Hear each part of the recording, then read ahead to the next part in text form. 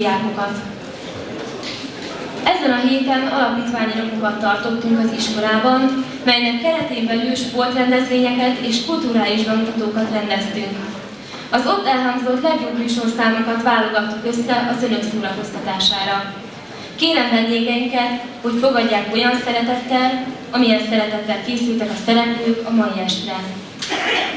Tekintsék meg a teremben látható munkákat, amelyet Demián tanár úr tehetséges diákjai készítettek. A műsor ideje alatt a büfé szünetel, kérem megértésüket.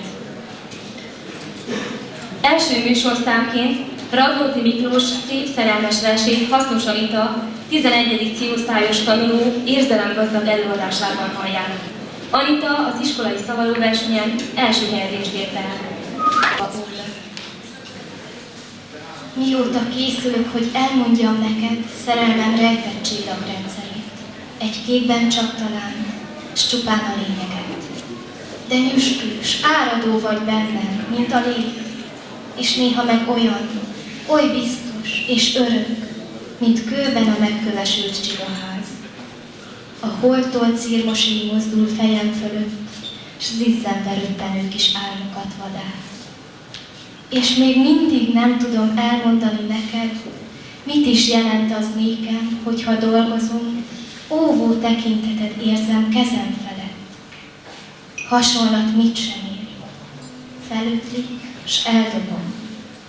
És holnap az egészet újra kezdem, mert annyit érek én, amennyit ér a szóversenben, s mert ez addig izgat engem, míg csont marad belőlem, s néhány hajcsolom. Fáradt vagy, s én is érzem, hosszú volt a nap. Mit mondjak még? A tárgyak összenéznek, s téged dicsérnek. Zeng egy fél cukordarab az asztalon, és csöppje hull a méznek, s mint színaranygolyó ragyog a terítőn, s magától csendül egy üres vizes pohár. Boldog, mert véled vél, s talán lesz még időm, hogy elmondjam, milyen, mikor jöttödre vár. Az álom hullongó sötétje megérint, elszáll, majd visszatér a homlokodra. Álmos szemed búcsúzva még felé mint, hajad kiborul, szétterül lobogva, s elalszol. Pillát hosszú árnyalemben, kezed párnámra hull, elalvó nyírfák. De benned alszom én is, nem vagy más világ, és idáig hallom én, hogy változik a sok rejtelmes, vékony bölcsvonal hűs tenyeredben.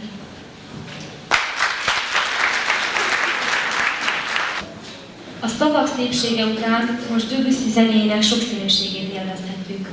Németh Ágnes Linda, a 9. D-osztályos tanuló zongorajátéka kelti életre a Kisnéger darabot.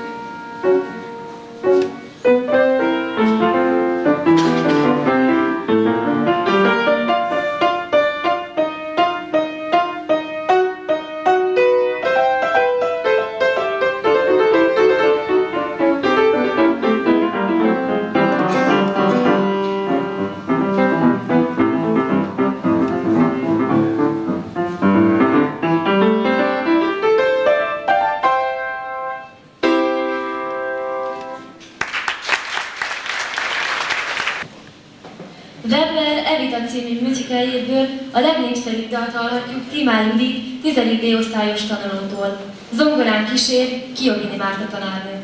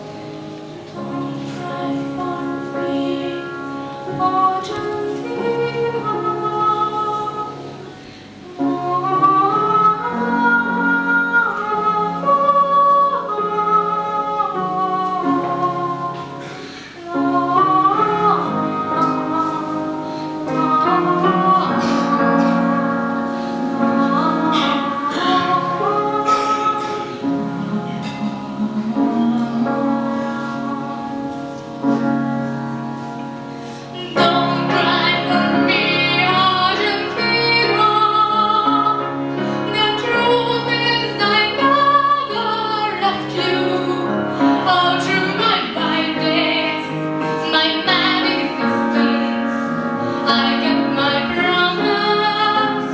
Don't keep your distance. Have I said too much? There's nothing more that I think of to say to you.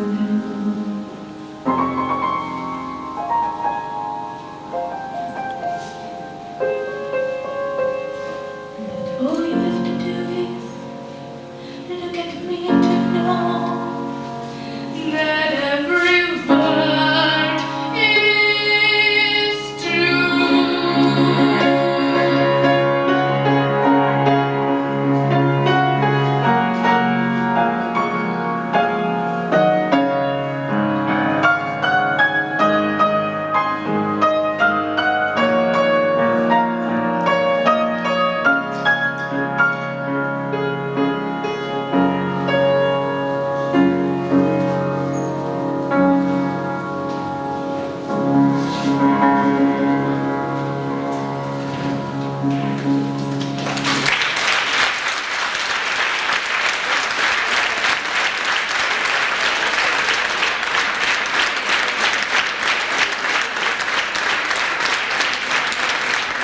Osztályos tanuló most arra hívja fel a figyelmünket, mennyi izgalmas, varázsos meglepetés érhet bennünket, ha figyeljük az éjszakát.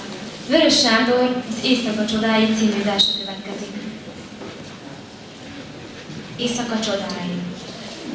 A város vég, itt csupa szürke ház, a részegekre angyalka vigyáz. S a villanyfényben, mint aranykehelyben, ragyognak a tűzfalak, háztetők, s a sorompon túl ében színdelejben zizegnek a láthatatlan mezők. A messzeség öblén pár pislafény ég, mögöttük nyugodt mélység, a sötétség. Ha becézésem és csókom se kell, kicsi lány, mivel ringassalak el? Ha elzárt tőlem a buta lakat, lesajnál minket majd a virradat. Bámuljuk egymást búslakodva, és szánk sarkát bontja már a nevetés. Te, ha hiszed, ha nem hiszed, én úgy szeretem nevetésedet, mint kinn ezt az éjszakát, lámpavilágos éjszakát. Aranypor málik az éj válláról, s szemközt a sarkon a cégtábláról, furcsán szökken a pentameter sor elő. Tudjul a bádogos és vízvezeték szerelő. A nevetésed is ilyen bolond, mindenre illik, és semmit sem mond. Üldögélünk csendesen, két jó gyerek rendesen. Messzi kocsma zene halszik, a környéken minden alszik. Az alkóvban odaállt, mélyen alszik anyukád, szomszédban a bakos néni, fürgelábú vígláb néni, Balogh úr, a vasutas, imádód, a kisinas. Itt is, ott is, emitt is, amott is bajszos rendőr őrzi az álmot, nagyfülű bagoly őrzi az álmot, mint kinn ezt az éjszakát, lámpavilágos éjszakát. Itt is, ott is, emitt is, amott is donknak az öreg fali órák, bánatos hangú ingaórák fordozzák az éjszakát. Végláb néni peckes módon sétálkat a sürgőn dróton, kringolinja lyukassordó, kezében egy napraforgó, vékony nyakán férfi gallér, oldalán egy szép kavallér. Végláb bácsi nagy kesergőn, kuporog egy lámpa ernyőn, nézi párját, lássa kérem, parádéra megy a pénzem, nekem pohár sörre sincsen, neki fodrász, ruha, minden. Én megmondtam már ezerszer, hogy hibás a mai rendszer, államreform kéne régen. Persze nem hitték, na tessék, adó, lakbér, nem csekéség, 5 gyerekem van kérem. Oda néz, szőzbogár, ott a boltos lánya áll, boltnak hisz egy fecskefészket, s benne várja a vevőket. Ez már mégis hajmeresztő, hogy ma senki be se néz, majd belép a szívdöglesztő hollywoodi filmszínész. Kérek 9 honkefét, ráadásul a kezét, röptük össze-vissza húz, rá ne nézd, mert megvakulsz. Mogyoróbál ez alatt megfogott egy sült halat. Tanár úr tudná talán milyen hal ez? Macska cápa? Rá van írva az uszonyára, de nincs itt az ógulám. Pál örült, hogy futhatott, s szekundát nem kapott, és a ritka állatot vezeti egy hosszú hídon, majd vadászni megtanítom. teljes ember a kéményen, üldögélnét nyári léten, kisgyermek lett újra szépen, mézes kenyér a kezében. Távol öreg bükfa alatt labdázik egy fiúcsapat. Ő a szemét rajta felejti, mézes kenyerét halkan elejti. Kicsúszik alul a rét meg a kémény, és eltűnik az écsik kéményén. És erre-arra az alvócsapat potyog a falról, mint a vakolat. Villanyfényen átdereng az ég, s a városon túl látszik a vidék. A dombok gyengéd rajzol háta, s elcsitul az alvó karnevája. Jön a söprőgép tompa morajjal, s mögötte a hajnal fut lobogó szőke hajjal, csörömpöl a reggel, száll a fény, és az égi tág csodát, ezt a fura micsodát, ketten láttuk, te meg én. A fogolát szólaltatja meg Nemes Nóra, 9. D-osztályos tanuló, aki 2 rövid darabot játszik el.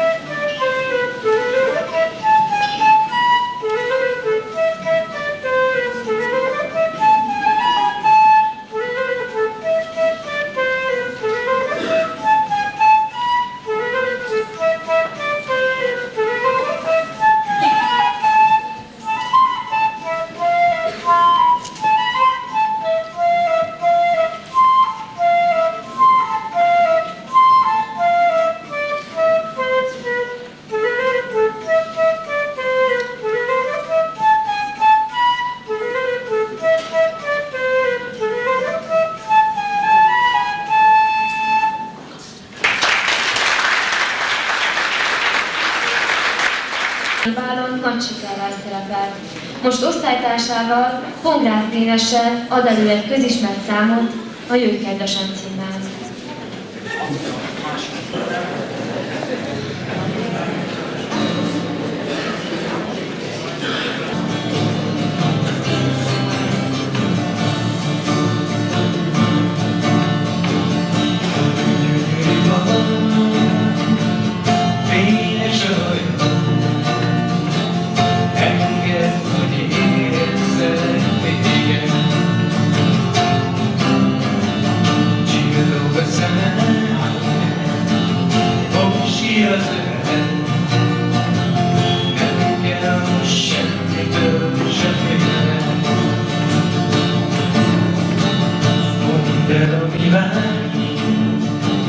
Vesd le a ruhád, fennünk ma már, amit ér. Húdd el a szemed, tárd ki a szíved, hallod, hogy hív az ének. Jöjjön egy úgy, kedvesen, ölelj úgy, hogy jó legyen. Húdd el a szemed, tárd ki a szíved. Úgy szeretlek, úgy szeretnélek, jöjjön eljön, ó kedvesem, eljön,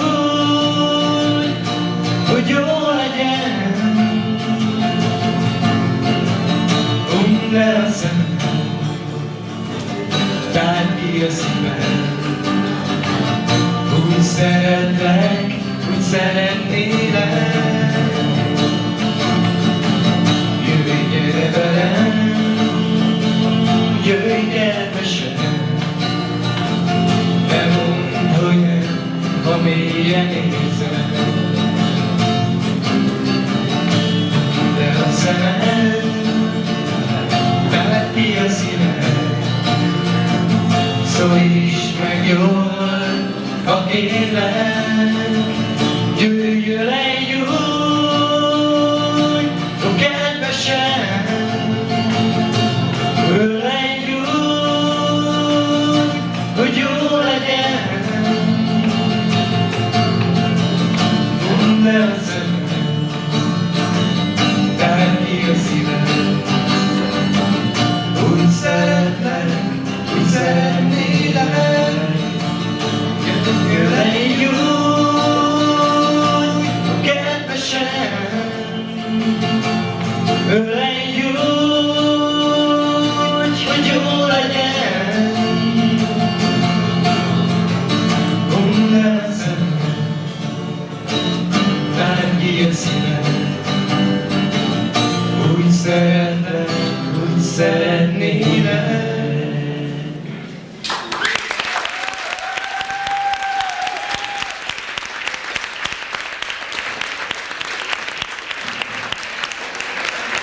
Markó, ami a túlságon is sorban is bűkezilyen.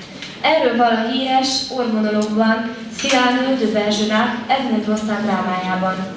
Aki mindezt tolmácsolja, Gyurics Ferenc, 9. A-osztályos tanuló, aki persze igazából át sem érezheti Szilánó keservét, régvén, hogy teljesen normális az ormélete. Nagy. Igen nagy. Ez az egész. De lássa, ez szimplán hangzik, így nincsen hatása. Mondhatta volna szebben kis lovag, más-más hangnemből. Így mi? Hallja csak. Kihívón. Én nem járnék ám vele. Sebészt hivatnék, hogy metélje le. Barátilag. Hisz findzsájába ér. Igyék vederből. Abba belefér. Leírón. Csúcs, mely veri az eget. Hegyfog. Mit hegyfog? Roppant félsziget. Kíváncsian.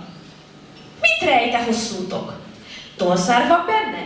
Vagy gyaníthatok papírvágókést, ollót is talán? Magasztosan. Ön nagy barátja lám a madaraknak. Puznát tart nekik, hol magukat jól kipihenhetik. Kötődve. Kérem, ha pipázik ön, s a füst orrán át gomolyogva jön, kéménytüzet szomszédja nem jelez. Gyöngéden. Lássa, megfakul a bőre, színét a napfény durván szívja ki, egy kis napernyőt venne tán neki. Föllengzően. Hatalmas, büszke orr, egy teljes náthát csak a bősz, komor misztrától kapsz, más szélot meg sem érzik. Tragikusan. Vörös tenger, ha vérzik. Bámulva. Ó, eszembe jut, ha nézlek, micsoda cégér egy illatszerésznek. Parasztosan. Hékás, a számadtátok, orraz, fenétor, ördögatta dolga, kis dinnyei az vagy óriási borka. Üzletszerű. Tallutrit rendez? Én sejtem, hogy ez lesz a főnyeremény. Így ömlött volna szájából a szó, ha volna önben szellem és tudás. De szellemet, boldogtalan dudás, ön sose látott, stán azt tudja csak, hogy hülye fráter is lehet lovag. De hogyha önben annyi lemény lett volna mégis, hogy kivágja szépen mindazt, amit most összehordtam én e díszes, úri hallgatók körében, a kezdőmondat első negyedét éles kardommal vágtam volna szét. Mert magamat kigúnyolom, ha kell, de hogy más mondja, azt nem tűröm el.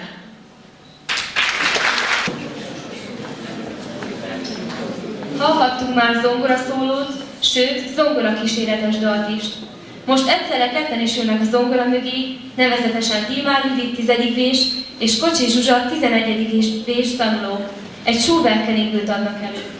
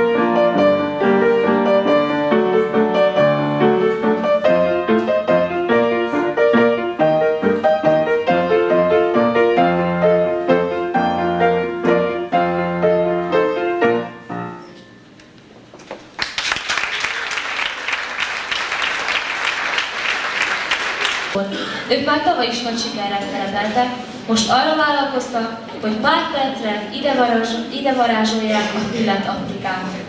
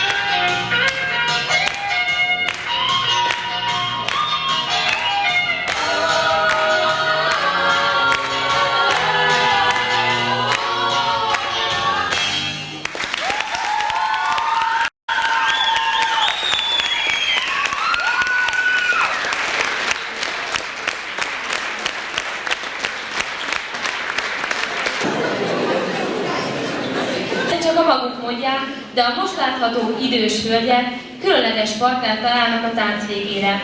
A táncot bemutatják a 10. D-osztályos tanulók.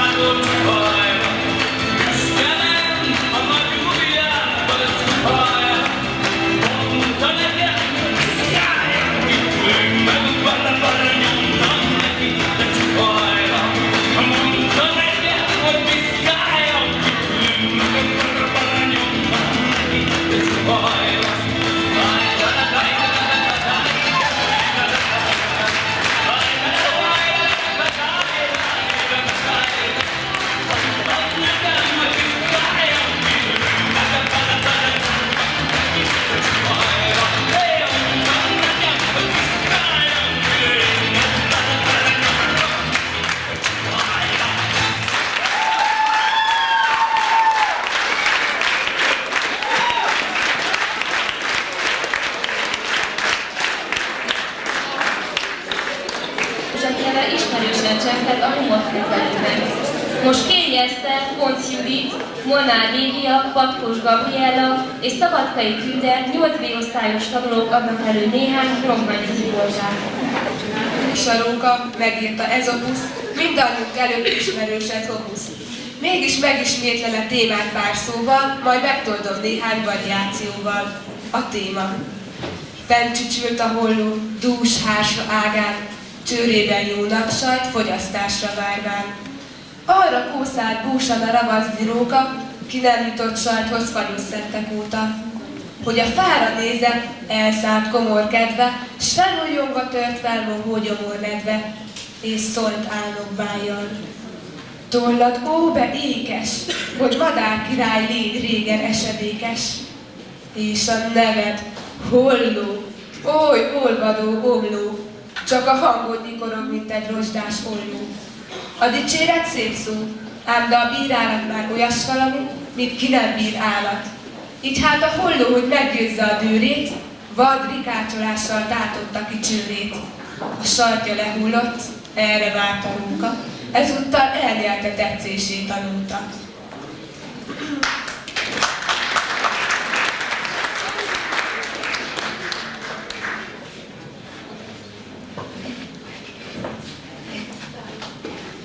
Első variáció. Fenncsücsült a holló, falt sok puszta dőrit, annyi maradt mégis, majd lehúzta csőrit. Lent a rókánál egy jó nagy ementári, de már falánkgyomra kezdett ellenállni. Hogy látta a hollót, ez a megcsömörlött, brrr, még egy sajt morgott. Vigyel az ördög. Hogy vagyunk? Szólt oda a holló ásítva, és sajtja lehullott a sejmes pázsitra. Fúj, vidd el! Nyöszörgött undorral a róka, s amit tett, azóta nevezték el róla.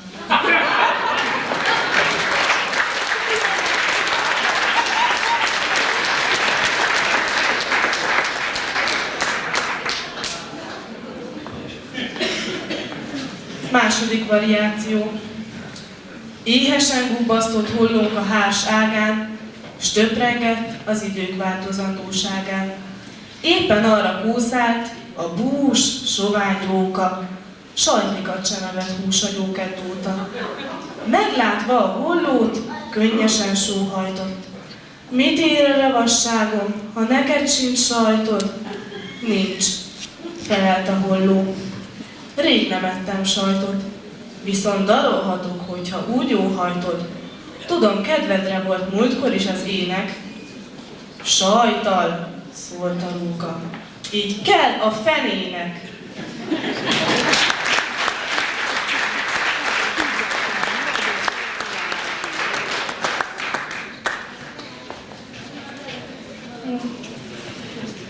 Harmadik variáció. Bent csücsült a holló a dús hársfa ágán, csőrében trapista hivalkodott sárgán. Jött az éhes róka. Látta, hogy a helyzet megegyezik azzal, mit Ézópusz jelzett.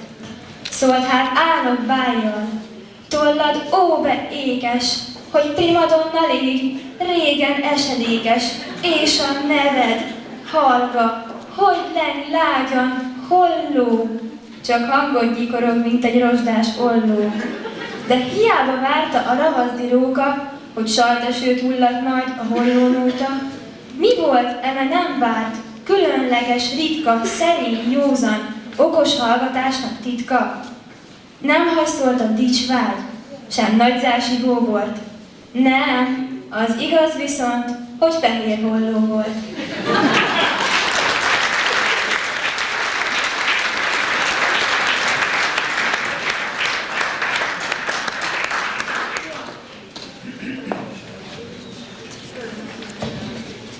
Negyedik variáció. Fenn a hollócsőrben egy szép kicsi kvargli. Gondolta a róka, jó lesz kicsikarni. S bár az ezópuszi helyzet elé tárult, csak felnézett szótlan, átsorgott és bámult. Bámult sóvár szemmel, ha csendben, pedig tudta, ravasz hízelgése könnyen sajthoz jutna. A holló csak várt oda fenn a hásfán, szeme kérdőn függött mesebeli társán. Miért hallgat a holló? Miért nem szól a róka? Holott más a szokás 2000 év óta. A róka néma volt, a holló meg süket. Kérem elnézésüket.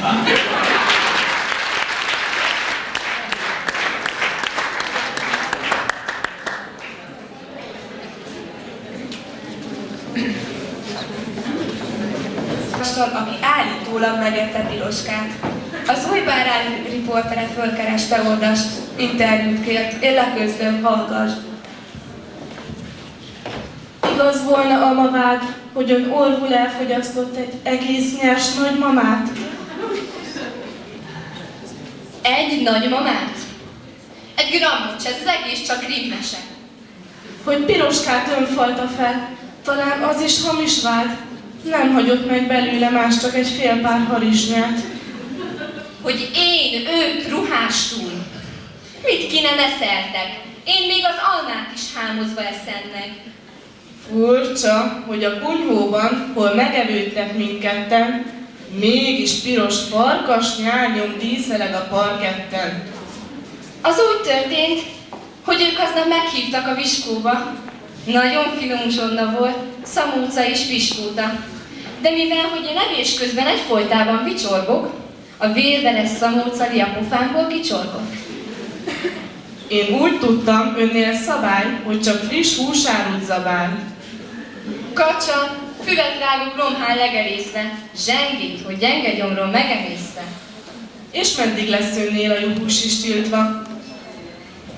Eddig, de erről már nem írhatsz többet. Ne!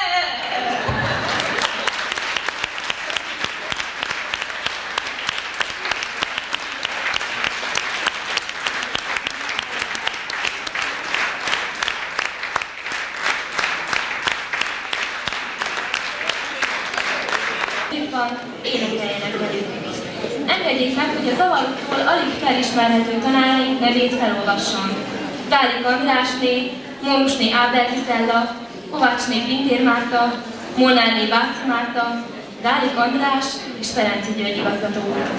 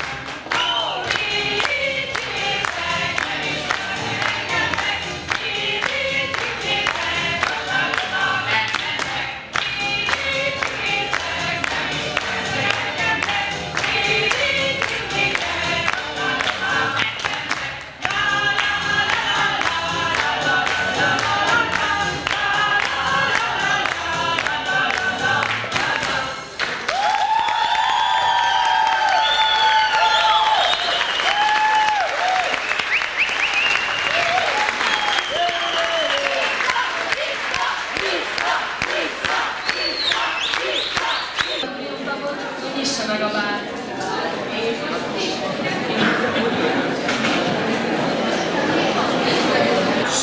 Volt kollégáim, diákok, nagy tisztelettel köszöntöm a jó hangulatú önöket mai estén. Teszem ezt a kuratórium nevében, és szeretnék egyúttal önöknek elszámolni arról, hogy állunk anyagilag. Ez egy jó téma, hozzátartozik a mai estéhez. A kuratórium jelenleg 1,2 millió forinttal gazdálkodik. Ezt köszönhetik a diákok önöknek, akik adományainkkal, adójuk 1%-ával, illetve az ilyen rendezvényen való részvételükkel tették lehetővé. Ez a mostani farsang több szempontból különleges, számomra azért először, mert a tanárok csapatát láttam most szerepelni, amihez gratulálok, hogy kimertek állni. Másrészt nagyon különleges, mert ilyen hosszú farsang rendkívül régóta nem volt. Utoljára 1916-ban lehetett ennyit ünnepelni, mint most. Ugye tudjuk, hogy a farsang az utolsó 3 napra koncentrálódik igazából. Nagyon régen tart, már Szent László királyunk is törvényében említette. Igaz, hogy a vallonokkal kapcsolatban, de mégiscsak. De hogy eleink milyen jót szórakoztak, erre engedjék meg, hogy egy nagyon rövid visszatekintést tegyek a 16. századból. Mint hogy a következő 40 napokon szorosan szoktak böjtölni, megengedtetett nekik, hogy a böjtöt megelőző 3 napokon vígan legyenek, és szabadon cselekedjenek, ami tetszik. Idővel ez a szabadság emelkedett, úgyhogy minden külső-belső rendben lévő azokon a napokon szabadosan vendégeskednének, tombolnának, és illetlenül cselekedni, illetlennek nem tartanák őket. Ezen gondolatok jegyében a mai 20. században kívánok önöknek a mai estére jó szórakozást, ennyi illetlenséget, amennyit eleink megengedtek a 16. században. Kedves egészségünket!